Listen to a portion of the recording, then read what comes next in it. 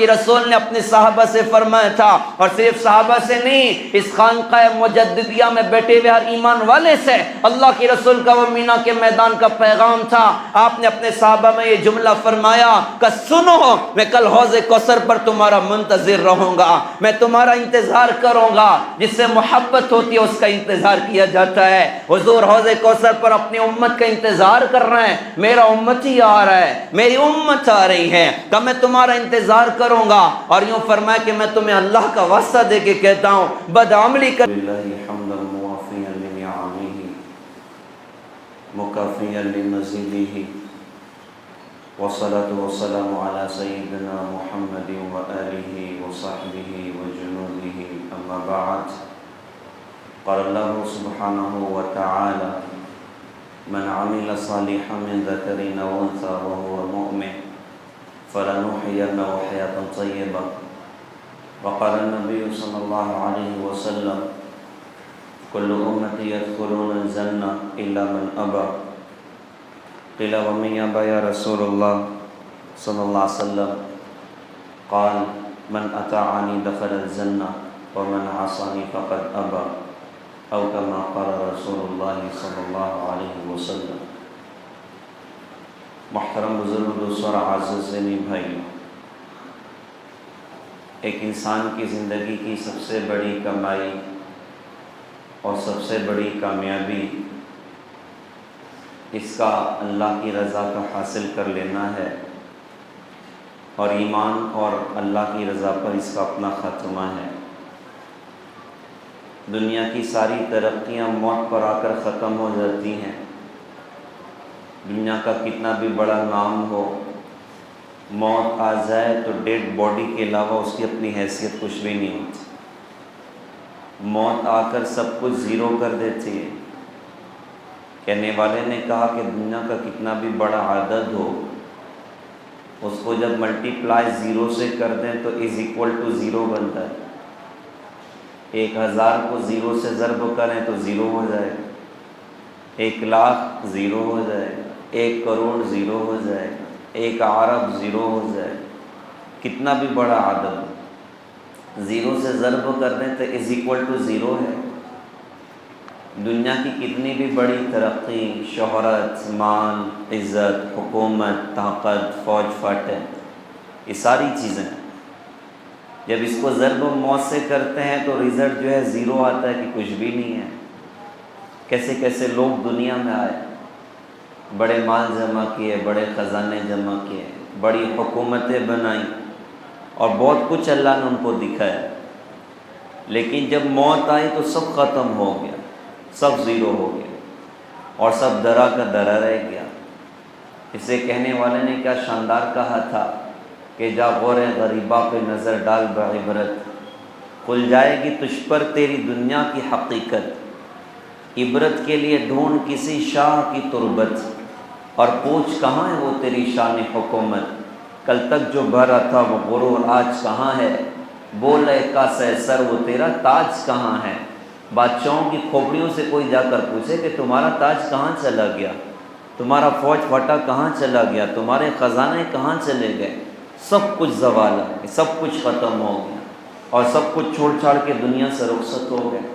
یہ دنیا کے مزاج میں اللہ نے وفا نہیں رکھی ہے۔ اگر دنیا میں وفا ہوتی تو شاید ہمارے جیب میں نہ ہوتی۔ بہت ساروں کو دھوکہ دے کے ہمارے جیب تک پہنچے ہے، اور عنقریب وہ وقت بھی آئے گا کہ ہمیں بھی دھوکہ دے کے کسی اور کے جیب میں چلی جائے گی، کہیں اور چلی جائے گی۔ آدمی پراپرٹی پر اپنا نام دیکھ کے نہ دھوکہ کھا جاتا ہے۔ بہت سارے لوگ جو انڈر بریکٹ ہوتے ہیں نا، ان کو دیکھ کے عبرت حاصل نہیں کرتا کہ مجھ سے پہلے بہت سارے نام میرے اپنے پیپر میں اور بھی چڑھے ہوئے ہیں جو انڈر بریکٹ ہو چکے ہیں، آج میرا نام یہاں پر ہے، تو ایک وقت آئے گا کہ میں بھی انڈر بریکٹ ہو جاؤں، تو آدمی سب کچھ چھاڑ کے چلا جاتا ہے۔ تو کتنی بھی بڑی ترقی ہو، موت پر آئے تو معاملہ ختم ہو گیا۔ ہمیں اللہ کے رسول حضرت محمد صلی اللہ علیہ وسلم نے یہ سکھایا، اور اللہ جس نے مجھے اور آپ کو اپنے قدرت سے وجود دیا، اس اللہ نے مجھے اور آپ کو یہ بتایا کہ دیکھو اصل کامیابی تو آخرت کی کامیابی ہے، اور اصل کامیابی تو جنت کی کامیابی ہے۔ اس کو قرآن پاک میں یوں فرمایا کہ فَمَنْ زُحْزِحَ عَنِ النَّارِ وَأُدْخِلَ الْجَنَّةَ فَقَدْ فَازَ وَمَا الْحَيَاةُ الدُّنْيَا إِلَّا مَتَاعُ الْغُرُورِ۔ کہ جو جہنم سے بچا لیا گیا اور جنت میں داخل کر دیا گیا، فرمایا وہ تو اصل کامیاب ہے، اور جسے ہم نے اصل سمجھا تھا، اللہ فرماتے بندو یہ سب دھوکے کا سامان ہے، یہ سب دھوکے کی چیز ہے۔ تو اصل تو جنت تک پہنچ جانا، اصل تو جہنم سے بچ جانا ہماری سب سے بڑی کامیابی ہے کہ ہم جنت کے حقدار بن جائیں، اور جنت میں داخلہ اللہ پاک مجھے اور آپ کو عطا فرما دے، یہ ہماری اپنی سب سے بڑی کامیابی ہے۔ تو جنت میں کیسے جائیں گے اور جہنم سے کیسے بچیں گے؟ تو اس کا ایک راستہ اللہ پاک نے قیامت تک آنے والے انسانوں کے لیے بنایا، وہ راستہ ہے تاجدار مدینہ، کالی کملی والے، سنہری جالی والے، سبز و گنبد کی مکی وجہ تخلیق کائنات، محبوب رب العالمین، مزمل و مدثر طہ و یاسین، احمد مجتبی محمد مصطفیٰ محمد الرسول اللہ صلی اللہ علیہ وسلم، کہ ہم اپنی زندگی میں اپنے نبی کی زندگی کو جگہ دیں، آپ کی پاکیزہ تعلیمات کو جگہ دیں۔ کہتے ہیں نقش قدم نبی کے ہیں جنت کے راستے، اللہ سے ملاتے ہیں سنت کے راستے، اللہ سے ملنا ہے اور جنت تک پہنچنا ہے، تو ایک ہی راستہ اللہ تک پہنچنے کا اور ایک ہی راستہ جنت تک پہنچنے کا جناب محمد الرسول اللہ صلی اللہ علیہ وسلم کا۔ ان کو چھوڑ کر جو بھی راستہ ہوگا وہ سیدھا جائے گا جہنم کی طرف، وہ سیدھا پہنچے گا جہنم کی آگ میں۔ ان کو چھوڑ کر نجات کا کوئی دوسرا راستہ نہیں ہے، کامیابی کا کوئی دوسرا راستہ نہیں ہے۔ تو حضرت محمد صلی اللہ علیہ وسلم کو اللہ پاک نے ذریعہ بنایا، ان کی پاکیزہ زندگی کو اللہ پاک نے سبب بنایا انسانوں کے دنیا اور آخرت میں کامیاب ہونے کا، دنیا اور آخرت کی عزتوں کا۔ جن لوگوں نے حضرت محمد صلی اللہ علیہ وسلم کے دین کو زندگی میں جگہ دی، اللہ نے کیسی رفعتیں عطا فرمائیں، اللہ نے کیسی بلندیاں عطا فرمائیں، اللہ نے کیسی کامیابیاں عطا فرمائیں۔ حضرت محمد صلی اللہ علیہ وسلم کی تعلیمات کے مطابق اپنی زندگی کو بنایا۔ سب سے پہلے نظر تو صحابہ کی جماعت پر پڑتی ہے، اور کیوں نہ پڑھے، اس جماعت کے بارے میں زبان رسالت کا جملہ ہے، میرے سارے صحابہ ستاروں کی طرح ہیں، ایک کی بھی اتباع کرو گے تو فلاح کو پہنچو گے۔ ہم قربان جائیں اپنے آقا حضرت محمد صلی اللہ علیہ وسلم کی تربیت پر اور آپ کے تربیت کے انداز پر۔ کتنی بڑی بات ہمارے نبی نے فرمائی۔ کوئی دنیا کے کتنے بھی بہت بڑے اللہ والے ہوں اور بہت بڑے پیر صاحب ہوں، وہ اپنے سارے مریدین کے بارے میں یوں نہیں کہتے کہ میرے جتنے مرید ہیں ایک کی بھی اتباع کرو گے تو انشاءاللہ کامیاب ہو جاؤ گے اور یہ تمہاری اپنی تربیت کا ذریعہ بنے گا۔ وہ کچھ ہوتے ہیں، ہر پیر صاحب کے کچھ سلیکٹڈ ہوتے ہیں خلفاء، جن پر ان کو اعتماد ہوتا ہے کہ انشاءاللہ یہ بندہ کام کا ذریعہ بنے گا، اور میں نے اس پر اتنی محنت کی ہے کہ انشاءاللہ یہ امت میں خیر کا ذریعہ بنے گا، تو اس کے بارے میں اطمینان کر کے اس کو خلافت دے رہے ہوتے ہیں۔ ہم قربان دیں اپنے نبی حضرت محمد صلی اللہ علیہ وسلم پر کہ آپ نے اپنے 1.25 لاکھ صحابہ کے بارے میں فرمایا میرے سارے صحابہ ستاروں کی طرح ہیں، ایک کی بھی اتباع کرو گے تو فلاح کو پہنچو گے۔ کیسی رفعتیں اللہ نے ان کو دی ہیں، کیسی بلندیاں اللہ پاک نے ان کو عطا فرمائی۔ 1.25 لاکھ صحابہ کی جماعت، وَكُلٌّ وَعَدَ اللَّهُ الْحُسْنَى۔ علماء فرماتے ہیں کہ اللہ پاک نے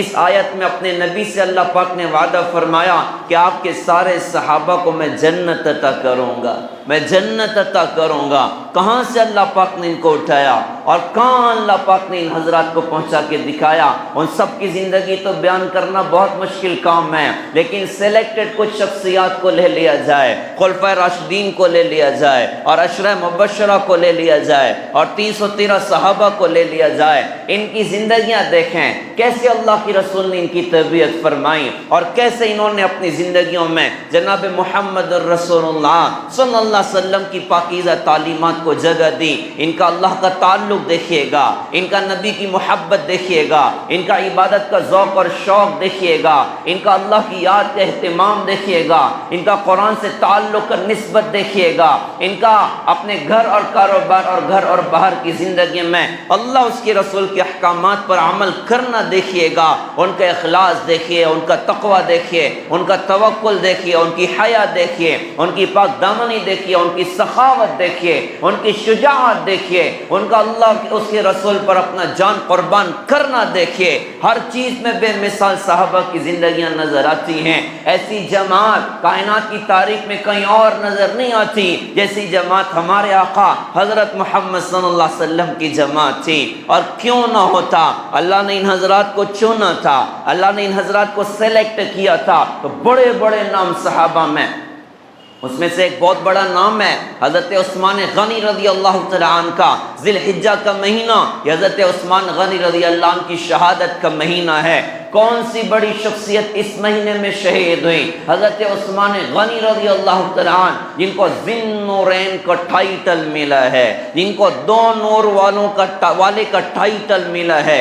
کیا مطلب ہے کہ ان کے نکاح میں حضرت محمد صلی اللہ علیہ وسلم کی دو بیٹیاں ایک کے بعد ایک، پہلے ایک بیٹی کا نکاح ان کے ساتھ حضور نے فرمایا، وہ دنیا سے رخصت ہو گئی، تو دوسری بیٹی کا نکاح ان کے ساتھ فرمایا اور وہ بھی دنیا سے رخصت ہو گئی۔ اللہ کے رسول نے فرمایا تھا اگر میری 100 بیٹیاں ہوتی اور ایک کے بعد ایک دنیا سے جاتی، میں ہر ایک کا نکاح عثمان کے ساتھ کرتا۔ کتنا بڑا اللہ پاک نے ان کو بنایا، اور کیسی زبردست ان کی اپنی زندگی، اور کیسی زبردست ان کی اپنی زندگی میں خوبیاں۔ ان کی زندگی پڑھتے جائیے، ان کے درجات پڑھتے جائیے۔ اللہ کی رسول حضرت محمد صلی اللہ علیہ وسلم کا وہ واقعہ یاد کریے گا، آپ اپنے صحابہ میں صحابہ کے درجات بیان فرماتے تھے، صحابہ کی خوبیاں بیان فرماتے تھے۔ اللہ کرے کہ ہماری زبان بھی خوبیوں کے بیان کرنے والی بن جائے، اوروں کے کمالات کے بیان کرنے والی بن جائے۔ اپنی خوبیاں تو ہر بندہ بول لیتا ہے، صاحب I am some thing special, میں یہ میں وہ، یہ میں والا جملہ انسان کی ہلاکت کا ذریعہ بنتا ہے، تباہی اور بربادی کا ذریعہ بنتا ہے۔ انسان کو اپنے بارے میں ہمیشہ سوچنا چاہیے، میں کچھ نہیں اور میرا کچھ نہیں اور مجھ سے کچھ نہیں، ہر ایک کو اپنے سے بہتر سمجھا جائے، ہر ایک کو اپنے سے قیمتی سمجھا جائے۔ جو آدمی اپنی خوبیوں پر نظر کرے گا، آدمی نقصان میں پڑے گا، آدمی خسارے میں پڑے گا۔ کوئی بندہ اللہ والا ہو نہیں سکتا جب تک کہ اوروں کو اپنے سے بہتر نہ سمجھنے لگ جائے۔ ہمیں چاہیے کہ اوروں کو اپنے سے بہتر سمجھیں، اور اس کا راستہ یہ ہے کہ اپنی کمیاں تلاش کیا کریں، اوروں میں خوبیاں تلاش کیا کریں۔ کہنے والے نے کہا تھا عمر بھر دیکھتے رہے لوگوں کے عیب و ہنر، جب پڑی اپنے عیبوں پہ نظر تو دنیا میں کوئی برا نہ رہا۔ آدمی اوروں کی خوبیاں تلاش کرے، اوروں میں کمالات تلاش کرے۔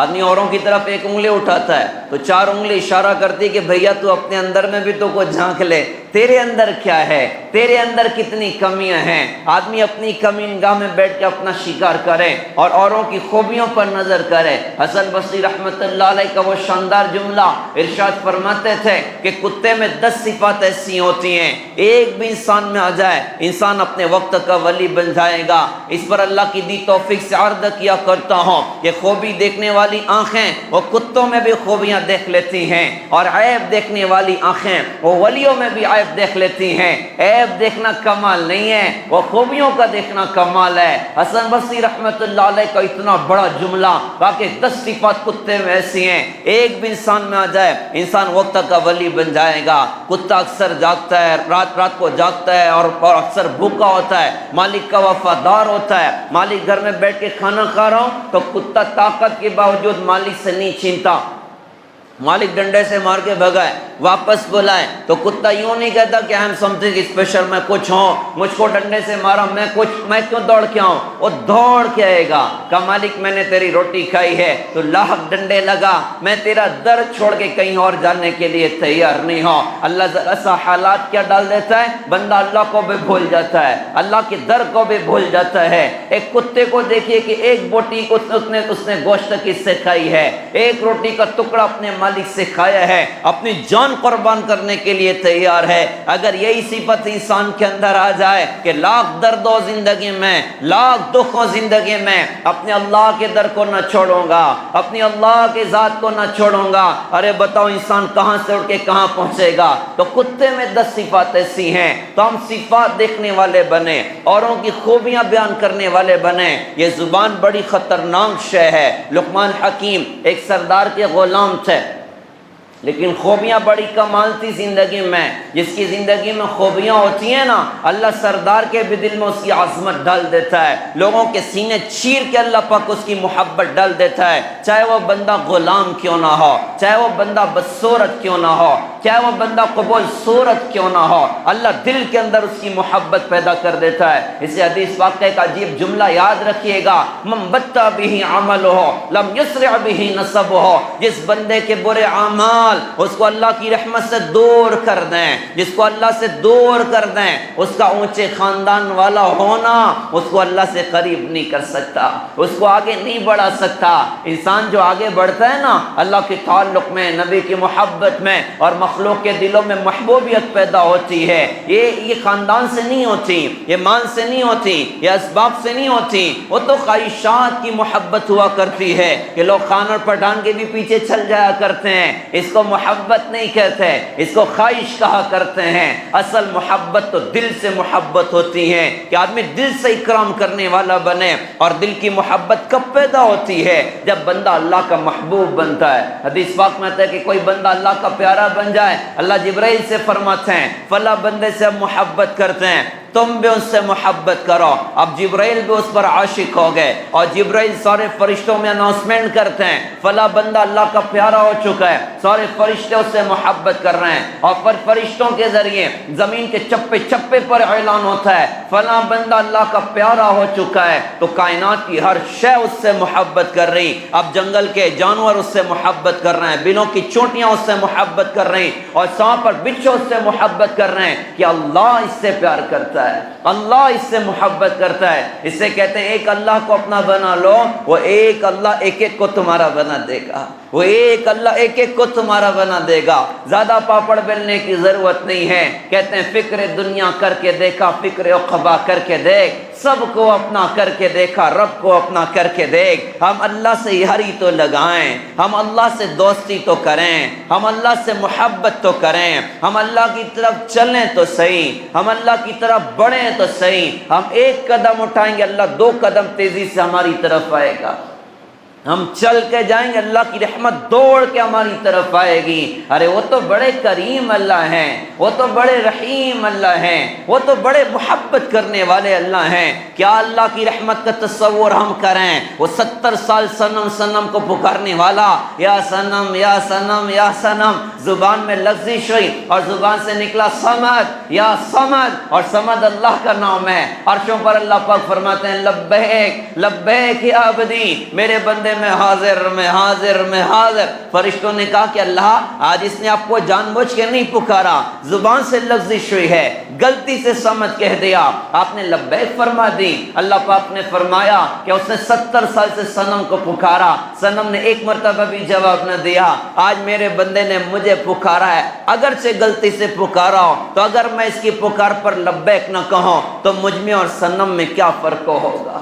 ارے جو ایک بت کو پکارنے والے کی بھی آواز پر لبیک کہہ دے، وہ اپنے ماننے والوں سے کیسا عشق کرے گا، کیسی محبت کرے گا، اور کیسا پیار اللہ تعالیٰ اپنے بندوں سے کرے گا۔ بات کہیں کی کہیں جا رہی، لیکن چونکہ ایک اور واقعہ یاد آ رہا ہے۔ ابراہیم علیہ السلام روزانہ کسی نہ کسی کو اپنے گھر پہ کھانے کی دعوت دیا کرتے تھے۔ ایک مرتبہ ایک بڑے میاں مل گئے، کہا جی چل کے کھانا کھائیے۔ ظاہر سی بات ہے دعوت کون چھوڑتا ہے، ہر بندے کو چاہت ہوتی ہے لوگ مجھے کھلائیں پلائیں اور دعوت کریں۔ تو وہ بندہ ہاتھ تیار ہو گیا، کہا جی ٹھیک ہے میں چلنے تیار۔ اب دسترخوان لگا اور کھانا سجا ہوا ہے، اور اس نے کھانا شروع کیا لیکن بسم اللہ نہیں پڑھی۔ ابراہیم علیہ السلام نے فرمایا بھیا پہلے بسم اللہ تو پڑھا، اس کے بعد کھانا کھا۔ اس نے کہا جی میں کسی اللہ کو جانتا ہی نہیں، اس کا نام کیوں لوں؟ ابراہیم علیہ السلام نے کھانا اس کے آگے سے کھینچ لیا کہ نکل یہاں سے، تیرے لیے کھانا نہیں ہے۔ اس کو بھی طیش ہے، وہ بھی غصے میں باہر نکل گیا۔ جب وہ باہر نکلا تو اللہ پاک کی طرف سے جبرائیل آ گئے اور ایک پیار بھری ڈانٹ لے کر آئے کہ ابراہیم بندہ تو میرا تھا، کھانا تو نے چھین لیا۔ 70 سال کے کفر کے باوجود میں نے اس کا کھانا بند نہیں کیا تھا، آج اس نے تیرے سامنے میرا ایک مرتبہ نام نہیں لیا، تو نے کھانا چھین لیا، جاؤ اس کو واپس بلا کے کھانا کھلا۔ تو ابراہیم علیہ السلام تو اللہ کے عاشق تھے نا، اللہ سے ٹوٹ کر محبت کرنے والے تھے۔ جس کو محبت ہوتی ہے نہیں جس سے، انسان اس کی ناراضگی سے بہت ڈر رہا ہوتا ہے۔ اللہ کرے کہ اس دل میں اللہ کا عشق اتر جائے، اللہ کی محبت اتر جائے، اللہ کا تعلق اتر جائے۔ ابراہیم علیہ السلام تو گھبرا گئے اور بے قرار ہو گئے، اور فوراً گھر کے باہر نکل کے ان چاچا کو تلاش کیا۔ وہ بڑے میاں مل گئے، کہا جی معاف کر دیں چل کے کھانا کھا لیں۔ اس نے کہا یار آپ عجیب آدمی ہو، ایک بار تو بلایا اور پھر نکال دیا، اب دوبارہ واپس بلاتے ہو۔ ابراہیم علیہ السلام نے پیچھے کی کارگزاری سنائی کہ کیا کچھ ہوا کہ میرے اللہ نے مجھے یوں ڈانٹا۔ جب اس نے پیچھے کی کارگزاری سنی تو اس نے کہا جی کھانا تو بعد میں کھاؤں گا، میں پہلے کلمہ پڑھتا ہوں، اشہد ان لا الہ الا اللہ وَأَنَّكَ رسول اللہ، اس نے کلمہ پڑھا، اس کے بعد اس نے کھانا کھایا۔ یہ اللہ کا تعلق ہے غیر ایمان والے کے ساتھ، تو ایمان والوں سے اللہ کتنا پیار کرے گا، ایمان والوں سے اللہ کتنی محبت کرے گا۔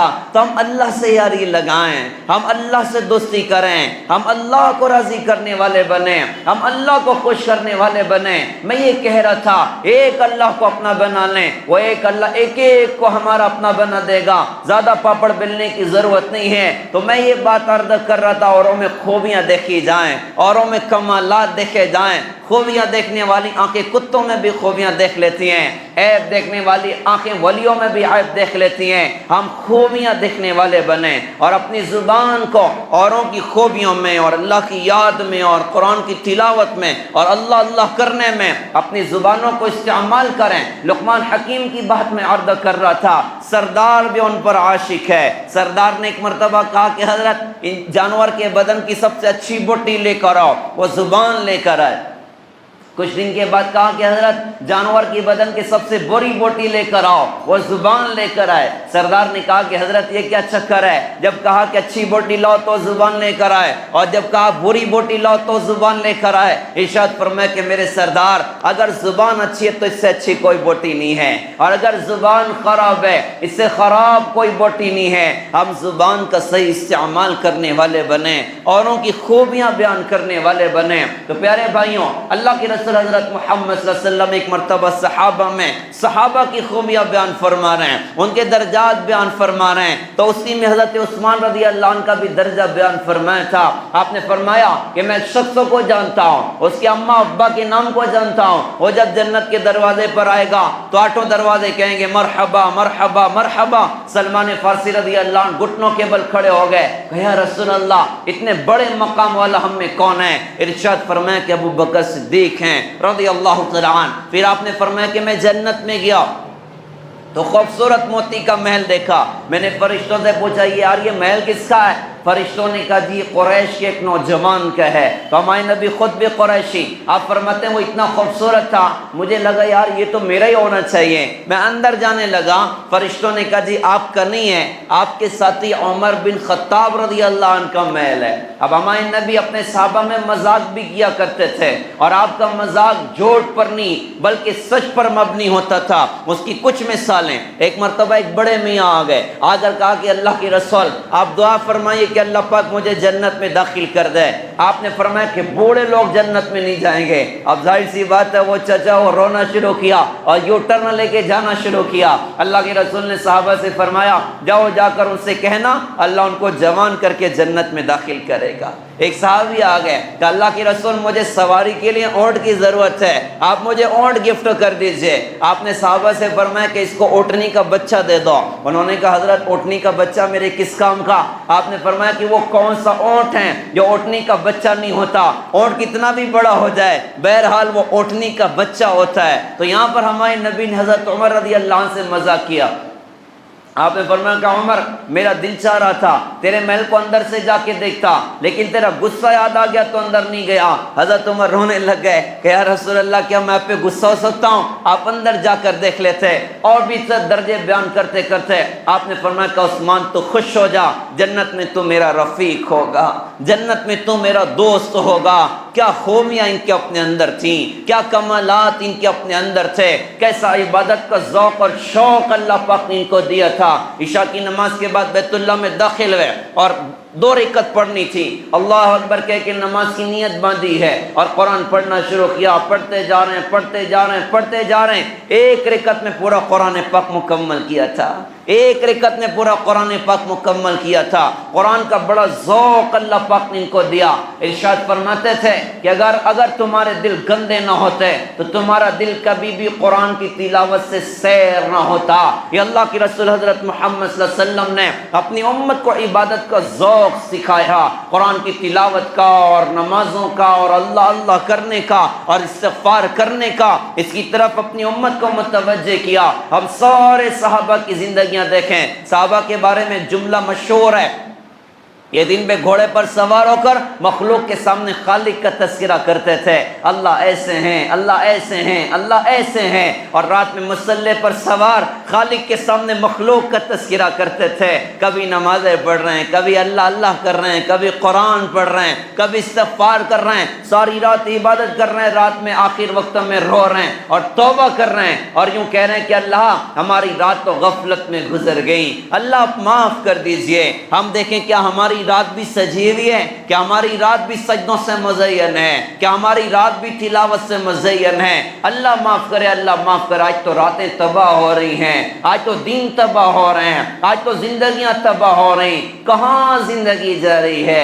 کہاں وقت جا رہا ہے, کہاں وقت برباد ہو رہا ہے. اللہ معاف کرے, اللہ معاف کرے. موبائل میں ساری رات تباہ ہو گئی, واٹس ایپ میں ساری رات تباہ ہو گئی, انسٹا میں ساری رات تباہ ہو گئی, فیس بک میں ساری رات تباہ ہو گئی, پب جی میں ساری رات تباہ ہو گئی. یہ راتیں برباد کرنے والے حشر کے میدان میں کون کے آنسو اللہ کی بارگاہ میں روئیں گے. ہائے کہاں زندگی کو ضائع کر دیا تھا, کہاں زندگی کو برباد کر دیا تھا. وہ سلمان فارسی رضی اللہ عنہ کی بات کتنی پیاری ہے. ارشاد فرماتے تھے کہ رات ہوتی ہے, لوگ 3 جماعتوں میں تقسیم ہو جاتے ہیں. ہر بندہ اپنا جائزہ لیں, روزانہ رات میں میرا کن لوگوں میں شمار ہوتا ہے. کل کی رات گزری جو فرشتوں نے لکھ لیا, جو اللہ نے دیکھ لیا اور اللہ کی مخلوق نے اس کو دیکھ لیا, کل کی رات میری کن لوگوں میں شمار ہو کر گزری ہے. 3 جماعت میں لوگ تقسیم ہو جاتے ہیں. پہلی جماعت وہ جماعت ہے جو رات کی فرصت کو غنیمت جانتی ہے اور اللہ کی عبادت میں مشغول ہو جاتی ہے. نمازیں بھی اور رونا دھونا بھی اور مناجات بھی اور اللہ کی یاد بھی اور نبی پر درود بھی اور استغفار کی کثرت بھی اور اللہ کے سامنے استغفار کرنا بھی. ان کی رات ان پر نعمت بن گئی, کمائی بن گئی اور بہت بڑا اجر کا ذریعہ بن گئی. دوسری جماعت وہ جماعت ہے جو رات کی فرصت کو غنیمت جانتی ہے اور گناہ میں ناچنا گانا, شراب اور زنا اور عیاشیاں اور فحاشیاں اور ڈرگ, اس میں ان کی راتیں برباد ہوتی ہیں. ان کی رات وبال کا ذریعہ بن گئی, تباہی کا ذریعہ بن گئی, بربادی کا ذریعہ بن گئی. اور فرمایا کہ تیسری جماعت وہ جماعت ہے جو عشاء پڑھ کے سو جاتی ہے اور فجر میں اٹھی, ساری رات ان کو نیند رہی, نہ تو کچھ گیا نہ کچھ آیا. یہ بھی خیر غنیمت ہے, لیکن دوسری جماعت تو بڑی ہلاکت والی ہے, دوسری جماعت تو بڑی تباہی والی ہے. چند دیر کی لذت کے لیے ہمیشہ کہ جہنم کے انگاروں کا مستحق ہونا عقل مندی کی بات نہیں ہے. ہم نے دنیا میں نہیں دیکھا کوئی بندہ اپنے ہاتھوں سے اپنے پیر پہ کلہڑی مارتا ہو, لیکن عبرت کی نگاہ سے دیکھا جائے تو ہر موبائل میں وقت ضائع کرنے والا اور اپنی زندگی کا برباد کرنے والا اور زنا اور فحاشی اور عیاشی اور نشہ اور ڈرگس اور حرام کمائیاں اور حرام راہوں پر خرچ کرنا اور اوروں کا خون بہانا, یا اپنے ہاتھوں سے اپنے پیر پہ کلہڑی مار رہا ہے, یا اپنی تباہی اور بربادی کا سامان اکٹھا کر رہا ہے. آج ضرورت اپنی نسل کو سمجھانے کی ہے, آج ضرورت اپنی نوجوان نسل کو سمجھانے کی ہے. اللہ کرے کہ ہماری نسل برائیوں سے بچے, نافرمانیوں سے بچے اور بغاوت سے بچے. اللہ کی نافرمانیاں یہ اللہ کے عذاب کو دعوت دیا کرتی ہیں اور بے حیائیاں یہ اللہ کے عذاب کو دعوت دیا کرتی ہیں. اللہ کے رسول کا فرمان ارشاد فرمایا, جس بستی میں سود پھیل جائے اور جس بستی میں زنا پھیل جائے, اس بستی والوں نے اپنے اوپر اللہ کے عذاب کو حلال کر کے رکھا ہوا ہے کہ ان پر اللہ کا عذاب آئے گا. امی جان عائشہ سے پوچھا گیا, امی جان زلزلے کیوں آتے ہیں؟ ارشاد فرمایا کہ جب لوگ زنا کرتے ہیں, ناچ گانے کی محفلیں قائم کرتے ہیں اور نشہ کرتے ہیں, آسمانوں پر اللہ کو غیرت آتی ہے اور اللہ فرماتے زمین کے لگاموں کو کھینچ دیا جائے, پھر زمینیں پھٹ رہی ہیں اور سمندر میں سونامی کے جھٹکے پڑ رہے ہیں اور آسمان و زمین کی گردش بدل رہی ہیں. کیا معاملہ ہے کہ انسانوں کے اعمال خراب ہو گئے ہیں, انسانوں کی زندگیاں خراب ہو گئیں. پیارے بھائیوں, ہمیں توبہ کی ضرورت ہے, ہمیں رجوع اللہ کی ضرورت ہے, ہمیں عبادت کا ذوق اور شوق اپنے اندر پیدا کرنے کی ضرورت ہے کہ ہم اعمال کے پابند بن کر زندگی گزاریں. اللہ کی نافرمانی والی زندگی ہلاکت کے سوا کچھ نہیں ہے, تباہی اور بربادی کے سوا کچھ نہیں ہے. فرعون کے ہاتھ کیا آیا, شداد کے ہاتھ کیا آیا, نمرود کے ہاتھ کیا آیا, قوم عاد کے ہاتھ کیا آیا, قوم ثمود کے ہاتھ کیا آیا. جا کر کوئی پوچھے کہ فرعون سے, جا کر کوئی پوچھے نمرود سے, بڑی حکومتیں تم نے بنائی, بڑے خزانے تم نے بنائے, آج کیا حال ہے, آج کیا حال ہے, آج کیا حال ہے. بربادی کے سوا ان کے دامن میں کچھ بھی نہیں ہے, ہلاکت کے سوا ان کے دامن میں کچھ بھی نہیں ہے. ہم اپنی قوم کو سمجھائیں, اپنی نئی نسل کو سمجھائیں, اپنی ذات کو سمجھائیں کہ خدا رہا، اللہ کی طرف ہم بڑھ جائیں، اللہ کو راضی کرنے والے بنیں، اپنی گزرتی زندگی کو اللہ اس کے رسول کی اطاعت سے مزین کر دیں۔ اللہ دنیا میں بھی نوازے گا، اللہ آخرت میں بھی نوازے گا۔ تو کیسا عبادت کا ذوق ان کے اپنے اندر تھا، کیسا زندگی کے وصول کرنے کا شوق ان کے اپنے اندر تھا۔ قرآن کا وہ ذوق اللہ پاک نے عثمان غنی رضی اللہ عنہ کو دیا تھا۔ یہی قرآن پڑھتے پڑھتے شہید ہو کر دنیا سے رخصت ہوئے تھے، یہی قرآن پڑھتے پڑھتے دنیا سے رخصت ہوئے تھے۔ کیسی عبادت کا ذوق ان کے اپنے اندر تھا، کیسی حیا اللہ پاک نے ان کو عطا فرمائی تھی۔ ایک مرتبہ ہمارے نبی تشریف فرما تھے، آپ کے گھر میں دروازے پر دستک ہے کہ یا رسول اللہ، ابو بکر صدیق اندر آنے کی اجازت چاہتا ہے۔ آپ نے فرمایا اجازت ہے۔ آپ کا پیر پھیلا ہوا، وہ آئے اور تشریف فرما ہو گئے۔ اتنے میں پیچھے سے حضرت وہ چلے گئے، حضرت عمر فاروق رضی اللہ عنہ کی آمد ہوئی، وہ اجازت لے کر اندر آئے۔ اللہ کے رسول ویسے ہی بیٹھے رہے، اور پھر یوں ہوا کہ حضرت عثمان غنی رضی اللہ عنہ دروازے پر حاضر کہ اللہ کے رسول عثمان اندر آنے کی اجازت چاہتا ہے۔ تو اللہ کے رسول نے اجازت دینے سے پہلے اپنے پیر کو ٹھیک کیا، اپنے لباس کو ٹھیک کیا، اور پھر ان کو اجازت دی۔ امی جان عائشہ نے یوں کہا تھا کہ حضرت یہ کیا چکر ہے، حضرت ابو بکر آئے تو کوئی اتنا چینجز نہ ہوئے، حضرت عمر آئے تو کوئی اتنا چینجز نہ ہوئے، لیکن حضرت عثمان آئے تو آپ نے پہلے یوں کیا، اس کے بعد ان کو اجازت دی۔ اللہ کے رسول نے فرمایا کہ ارے عثمان وہ آدمی ہے، اس سے تو آسمان کے فرشتے بھی حیا کرتے ہیں، اس سے تو آسمان کے فرشتے بھی حیا کرتے ہیں۔ حیا بڑی قیمتی چیز ہے، شرم بڑی قیمتی چیز ہے۔ حدیث پاک میں آتا ہے کہ حیا ایمان کا اہم جزو ہے۔ ہم اپنے اندر حیا پیدا کریں، بے حیائی کے کاموں سے اپنے آپ کو بچائیں۔ آج دنیا ننگا ناچ دنیا میں چل رہا ہے، اور باطل مسلمانوں میں وہ بے حیائی پیدا کرنے کی کوششیں کر رہا ہے۔ آج کیسا ننگا ناچ دنیا میں ہو رہا ہے، ہمیں اس سے بچنے کی ضرورت ہے، ہمیں اس سے بچنے کی ضرورت ہے۔ حدیث پاک میں آتا ہے الغنى ينبت النفاق في القلب كما ينبت الماء الزرع، کہ گانا اور بجانا دل میں ایسے نفاق پیدا کرتا ہے جیسے پانی کھیتی کو اگا رہا ہوتا ہے، ایسے ہی موسیقی اور بے حیائی، اس سے دل میں نفاق پیدا ہوگا، ننگا پن اندر پیدا ہوگا۔ ہم بے حیائی کے کاموں سے بچنے والے بنیں، اپنے کو حیا کے زیور سے مزین کرنے والے بنیں۔ کیسی حیا ان کے اندر تھی، کیسی سخاوت ان کے اپنے اندر تھی۔ مدینہ میں نا پانی کی بڑی دقت ہوتی تھی، اور مدینہ میں ایک یہودی کا کنواں تھا جو پانی پیسے پر بیچتا تھا اور بہت مہنگا بیچتا تھا، لوگ کافی پریشان۔ ایک مرتبہ عثمان غنی رضی اللہ عنہ نے سوچا کہ کیوں نہ ایسا کروں کہ کنواں خرید کر وقف کر دوں۔ وہ آ گئے یہودی کے پاس، آ کر کہا کہ بھیا یہ کنواں مجھے بیچتا ہے۔ اس نے کہا کہ بھائی اس سے تو میری بہت بڑی انکم روز کی چلتی ہے، اور یہ بہت پسند ہے مجھے، میں اس کو بیچتا نہیں۔ عثمان غنی رضی اللہ عنہ نے فرمایا کہ کام کر، آدھا بیچ دے، قیمت پوری لے لے، آدھا بیچ دے، قیمت پوری لے لے۔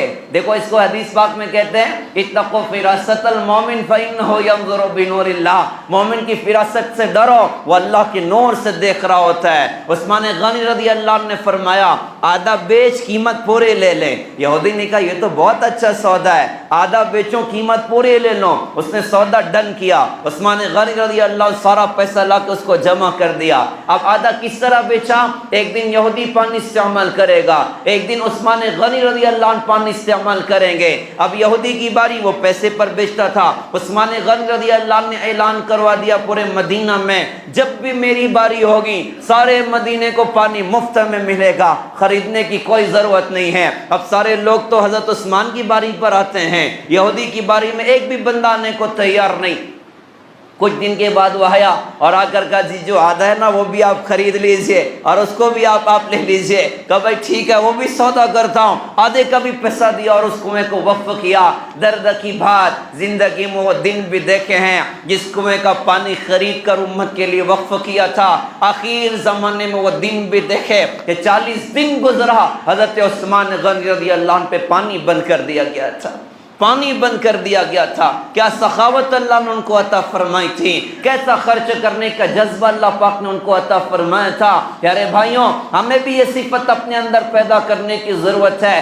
آج تو اولاد ماں باپ پہ لگانے تیار نہیں ہو رہی، بہن بھائیوں پر لگانے تیار نہیں ہو رہی، آس پڑوس والوں پر لگانے کے لیے تیار نہیں ہو رہی۔ اللہ کے رسول نے اپنی امت کو سخاوت سکھائی ہے۔ ارشاد فرمایا کہ سخاوت جنت کا ایک درخت ہے جس کی ٹہنی دنیا میں لٹک رہی، جو سخاوت تجارت کرے گا جنت تک پہنچے گا، اور کنجوسی جہنم کا درخت ہے جس کی ٹہنی دنیا میں لٹک رہی، جو کنجوسی کرے گا اختتام جہنم کی آگ پر ہوگا۔ کیسی سخاوت اللہ پاک نے ان کو عطا فرمائی۔ ان کے زمانے میں نا مدینہ میں قحط آ گیا، پیسے لوگوں کے پاس گلے ختم ہو گئے۔ اس زمانے میں مصر سے بہت بڑا تاجروں کا قافلہ مدینہ آیا۔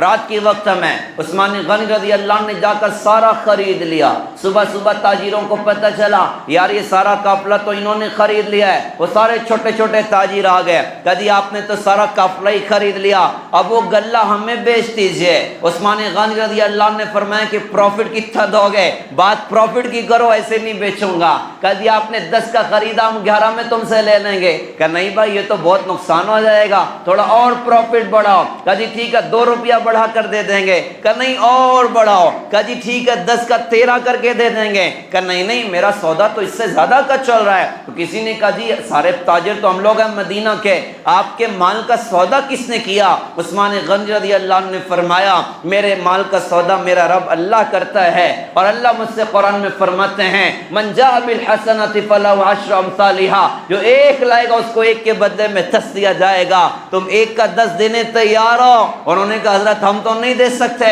عثمان غنی رضی اللہ عنہ نے فرمایا تم گواہ رہو، یہ سارا کا سارا غلہ میں نے مدینہ کے لوگوں پر وقف کر دیا۔ وہ سارا کا سارا غلہ مدینہ کے لوگوں پر وقف ہوا، اور مدینہ میں عید کا جو گویا کہ دن آ چکا ہے، اور گھر میں کھانے پکانے کے سامان ہے۔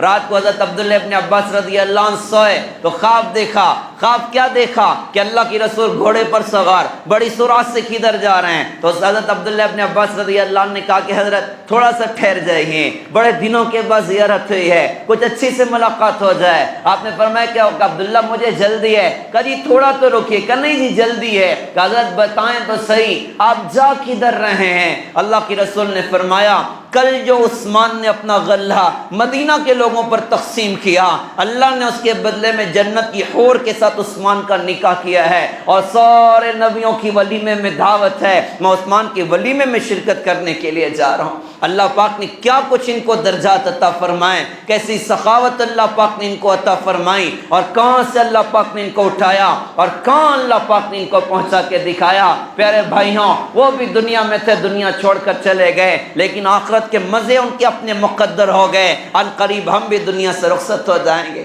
ہم بھی دنیا سے چلے جائیں گے، جنازے گھروں سے اٹھ جائیں گے، منومن مٹی کی چادر اوڑھ کے قبرستان میں جا کے سو جائیں گے۔ ہمارا قبر میں کیا بنے گا، ہمارا حشر میں کیا بنے گا، ہمارا اللہ کے سامنے کیا بنے گا؟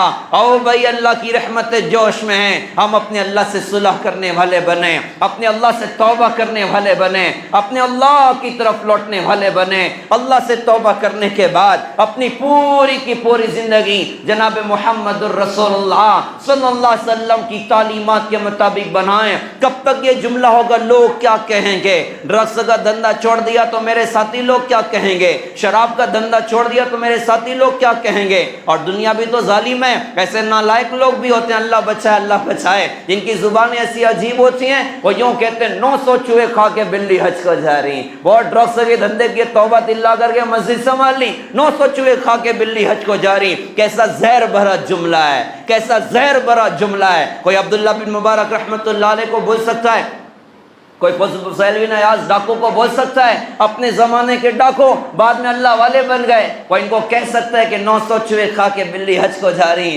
ارے کتنا بڑا زہر آلود جملہ۔ ہم کب تک یہ کہیں گے لوگ کیا کہیں گے؟ اب جائے دنیا کہیں بھی جائے، ہمیں تو اپنے اللہ کی پرواہ ہے، ہمیں تو اپنے نبی کی پرواہ ہے۔ حشر کے میدان میں میرے نبی مجھ سے کیا کہیں گے؟ ابھی وہ زمانہ زیادہ دور نہیں گزرا، کچھ 1400-1500 سال کے قریب کا زمانہ گزرا ہے، وہ اسی مینا کی وادی میں جہاں حج کا بھی موقع گزرا ہے۔ اللہ کی رسول نے اپنے صحابہ سے فرمایا تھا، اور صرف صحابہ سے نہیں، اس خانقاہ مجددیہ میں بیٹھے ہوئے ہر ایمان والے سے اللہ کی رسول کا وہ مینا کے میدان کا پیغام تھا۔ آپ نے اپنے صحابہ میں یہ جملہ فرمایا کہ سنو، میں کل حوض کوثر پر تمہارا منتظر رہوں گا، میں تمہارا انتظار کروں گا۔ جس سے محبت ہوتی ہے اس کا انتظار کیا جاتا ہے۔ حضور حوض کوثر پر اپنی امت کا انتظار کر رہے ہیں، میرا امت ہی آ رہا ہے، میری امت قیامت آ رہی ہے، تب میں تمہارا انتظار کروں گا۔ اور یوں فرمایا کہ میں تمہیں اللہ کا واسطہ دے کے کہتا ہوں، بدعملی کر کے کل آخرت میں مجھ کو رسوا نہ کر دینا، آخرت میں مجھ کو ذلیل نہ کر دینا۔ اس کو یوں سمجھو، شہر کا کوئی بڑا آدمی ہو، دینی اعتبار سے بڑا نام ہو، خدا نہ خواستہ ان کا بیٹا چوری کرتے ہوئے پکڑا جائے، اس باپ کے دل پر کیا گزرے گی؟ ان کا بیٹا شراب پی کر پکڑا جائے، اس عالم صاحب کے دل پر کیا گزرے گی؟ یار میرا بیٹا شرابی بن گیا، میرا بیٹا چور بن گیا، میرا بیٹا زانی بن گیا۔ اس کی اپنی یہ کیفیت ہوگی، کاش زمین پھٹے میں اندر اتر جاؤں، کاش آج کا ذلت کا دن دیکھنے سے پہلے میں مر جاتا تو کتنا اچھا ہوتا۔ اب تھوڑا تصور کرو حشر کے میدان کا، آدم صفی اللہ بھی ہیں، ابراہیم خلیل اللہ بھی ہیں، اور نوح نجی اللہ بھی ہیں، اسماعیل ذبیح اللہ بھی ہیں، داؤد خلیفۃ اللہ بھی ہیں، اور 1.25 لاکھ نبی کھڑے ہیں، 1.25 لاکھ صحابہ کھڑے ہیں، اور ان سب کی نگاہ ایک طرف ہے۔ یہ کدھر دیکھ رہے ہیں؟ یہ محمد رسول اللہ صلی اللہ علیہ وسلم کو دیکھ رہے ہیں، ان کی شان، ان کا جمال، ان کا کمال، ان کا حسن، ان کا اعلیٰ نسب، وہ سارے ان کو طرف متوجہ ہیں، اور حضور اپنی شان کے ساتھ کھڑے، اور آپ کا کوئی امتی آ رہا ہے شرابی بن کے، ان کا امتی ایک طرف سے آیا زانی بن کے، ان کا امتی آیا ڈرگس کے دھندے کر کے، ان کا امتی آیا مسلمان کا خون بہا کے، ان کا امتی آیا ماں باپ کو گالیاں دے کے، ان کا امتی آیا بہنوں کا حق دبا کے، ان کا امتی آیا اوروں کی زمینیں دبا کے، ان کا امتی آیا سود پہ سودا کر کے۔ اب بتاؤ کہ اللہ کے رسول کے دل پر کیا گزرے گی؟ اتنے بڑے نبی، اور ان کا امتی شراب کا ڈیلر ہے، اور ان کا امتی ڈرگس کا ڈیلر ہے، اور ان کا امتی کتا گولی کا ڈیلر ہے، اور ان کا امتی خنجر لے کے اوروں کا خون بہانے والا۔ اب بتاؤ اللہ کے رسول کے دل پر کیا گزرے گی؟ اے میرا امتی کیا کر کے آ گیا، کہاں اپنی زندگی ضائع اور برباد کر کے آ گیا؟ میں نے کتنے درد اس کے لیے دیکھے تھے، میں نے کتنے دکھ اس کے لیے دیکھے تھے، کتنی دعائیں میں نے اس کے لیے کی تھی، کیسا پیغام میں نے اس کے لیے دیا تھا۔ یہ میرا امتی کیا کر کے آ گیا؟ فرمایا تمہیں اللہ کا واسطہ دیتا ہوں، بدعملی کر کے آخرت میں مجھ کو رسوا اور ذلیل نہ کر دینا۔ پھر فرمایا سنو، میں جب حوض کوثر پر ہوں گا بہت سے لوگ میری طرف بڑھیں گے، لیکن بعض بدقسمت ہوں گے جن کو فرشتے دھکا مار کے پیچھے کریں گے۔ ادھر تمہارا ٹھکانہ نہیں ہے، میں فرشتوں سے کہوں گا یار یہ میرے امتی ہیں، تم ان کو دھکے مار کے پیچھے کرتے ہو۔ فرشتے کہیں گے حضور آپ کو نہیں پتا، انہوں نے آپ کے بعد آپ کے دین کو بدل کے رکھ دیا تھا، جو آپ نے سکھایا انہوں نے زندگی سے نکال پھینکا، اور آپ نے جس سے منع کیا انہوں نے زندگی میں جگہ دی۔ اللہ بچائے، اللہ بچائے۔ حضور نے فرمایا تو پھر میں بھی کہوں گا تم مجھ سے دور ہو جاؤ، تم نے میرے دین کو بدل کے رکھ دیا تھا۔ حضور دور کرنے کو قریب کون کرے گا؟ اللہ کے رسول دور کر دے تو قریب کون کرے گا؟ پیارے بھائیوں، آخرت کی گھاٹیاں سنگین گھاٹیاں ہیں، میں بھی بدلنے کا ارادہ کروں، ہم سارے بدلنے کا ارادہ کریں کہ اس جمعہ کو زندگی کا انقلابی جمعہ انشاءاللہ بنانا ہے۔ اب جینا اللہ اس کے رسول کی مرضی پر ہے، اور اب مرنا انشاءاللہ اللہ اس کے رسول کی مرضی پر ہے۔ اس کو سیکھنا اور ساری دنیا میں زندہ کرنا، اس کے لیے 3 کام ہمیں بطور خاص کرنا ہے۔ ایک کام یہ کرنا کہ ہم علماء سے جڑ کر زندگی گزاریں۔ میں اللہ کا واسطہ دے کے کہوں اللہ کے واسطے علماء سے جڑنے کی نیت کریں، بار بار جائیں علماء کی مجلس میں، موت میت علماء، کاروبار علماء، شادی بیاہ علماء، اور تجارت علماء، ایک ایک موقع پر علماء سے رہبری لیں۔ ہمیں شادی کیسے کرنی ہے، تجارت کیسے کرنی ہے، کاروبار کیسے کرنا ہے، علماء کی رہبری میں زندگی گزاریں۔ دوسری بات عرض کرتا ہوں، بدن بیمار ہوتا ہوں ڈاکٹر کے پاس جاتے ہیں، یہ روح بھی بیمار ہوتی ہے، حسد ہے، جلن ہے، بغض ہے، عداوت ہے، بڑا بننے کا جذبہ ہے، حب جا حب مال ہے، آدمی خود بھی ڈوبتا اوروں کے بھی ڈوبنے کا ذریعہ بنتا۔ اس کی اصلاح کا راستہ اللہ والوں کی صحبت ہے، اللہ والوں کا ساتھ ہے۔ ہم اللہ والوں کے ہاتھوں میں ہاتھ دیں۔ اللہ والے کون؟ جن کو دیکھنے سے اللہ یاد آ جائے، جن کو دیکھنے سے اللہ یاد آ جائے، جن کو دیکھنے سے اللہ یاد آ جائے۔ تیسری بات، ایک بڑی خوبصورت محنت ہماری دعوت و تبلیغ کی خوبصورت محنت ہے، جس سے 6 بر اعظم میں اللہ پاک نے چلایا۔ اس محنت میں مثبت بن کر، اخلاق کے ساتھ، اخلاص کے ساتھ، نبی کے درد غم کے ساتھ، ہر ایک کو اپنا سمجھ کر، پاؤ بھر کے دل کو سمندر جیسا وسیع کر کے ساری دنیا میں چلنا پھرنا کہ ہمارے نبی کا دین دنیا میں زندہ ہو جائے۔ اللہ پاک سے دل سے دعا ہے اللہ پاک ہم سب کو سمجھ عطا فرمائیں، عمل کی اللہ تعالی ہم سب کو توفیق عطا فرمائیں۔ وآخر دعوانا الحمد للہ رب العالمین۔